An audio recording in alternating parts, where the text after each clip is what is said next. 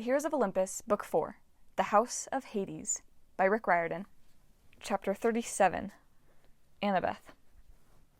Losing her sight had been bad enough. Being isolated from Percy had been horrible.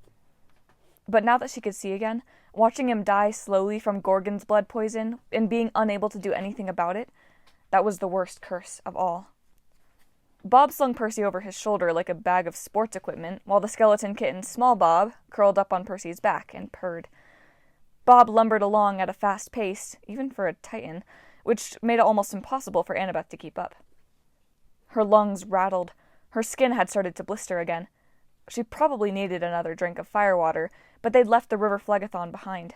Her body was so sore and battered that she'd forgotten what it was like to not be in pain. "How much longer?" she wheezed.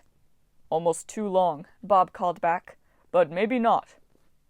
Very helpful, Annabeth thought, but she was too winded to say it. The landscape changed again. They were still going downhill, which should have made traveling easier, but the ground sloped at just the wrong angle.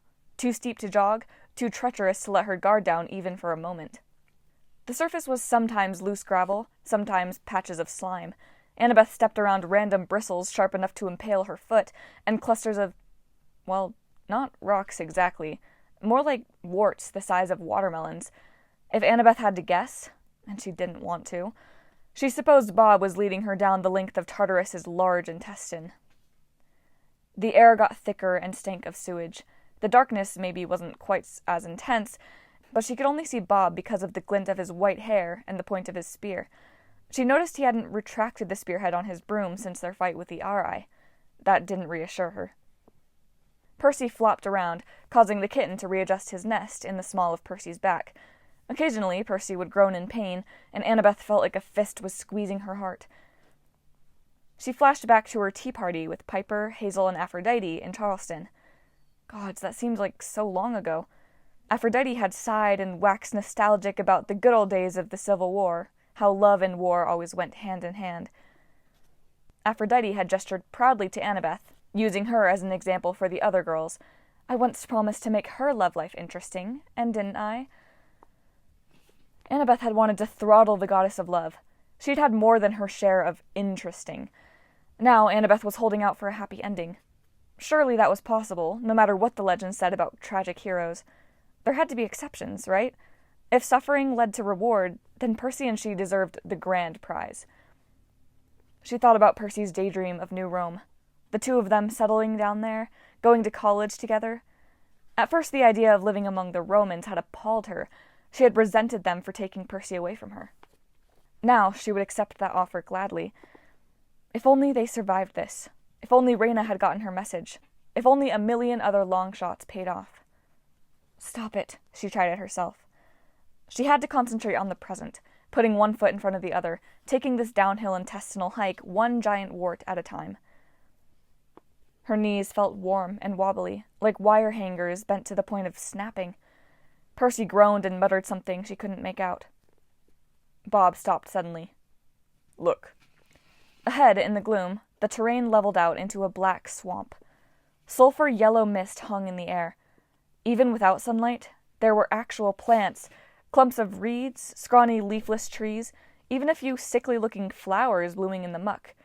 Mossy trails wound between bubbling tar pits. Directly in front of Annabeth, sunk into the bog, were footprints the size of trash can lids with long, pointed toes. Sadly, Annabeth was pretty sure she knew what had made them. "Draken?" "Yes," Bob grinned at her. "That is good." Why?" "Because we are close." Bob marched into the swamp. Annabeth wanted to scream. She hated being at the mercy of a Titan, especially one who was slowly recovering his memory and bringing them to see a good giant. She hated forging through a swamp that was obviously the stomping ground of a draken. But Bob had Percy.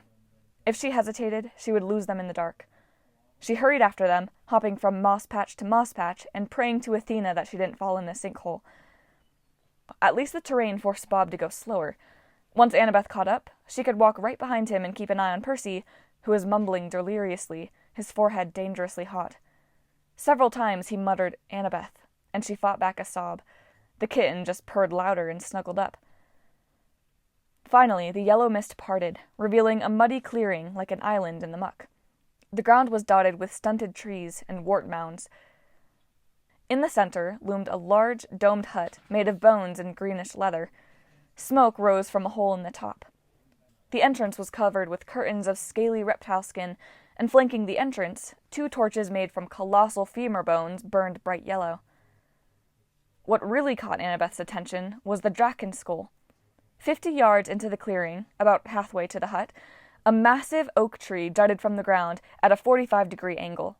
The jaws of a draken skull encircled the trunk, as if the oak tree were the dead monster's tongue. "Yes," Bob murmured. "This is very good." Nothing about this place felt good to Annabeth. Before she could protest, small Bob arched his back and hissed. Behind them, a mighty roar echoed through the swamp, a sound Annabeth had last heard in the Battle of Manhattan. She turned and saw the draken charging toward them.